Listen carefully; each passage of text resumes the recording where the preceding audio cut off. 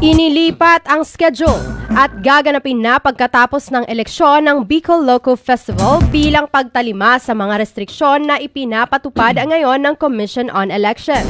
Ayon sa kumpirmasyon ni Legazpi City Mayor Alfredo Garbin, ang bidding process ng naturang aktibidad ay hindi pa aniya nagsisimula dahil sa nangyayaring election spending ban na nagbabawal sa pagsasagawa ng mga government-funded na pampublikong selebrasyon tuwing campaign period.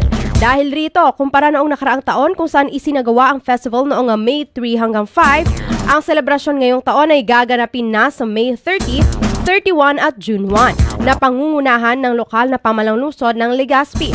Ang Bicol Loco Festival ay isang 3-day event, tampok ang mga hot air balloons, skydiving, aerobics at music performances na nooy ginanap sa Old Legazpi Airport, Albay.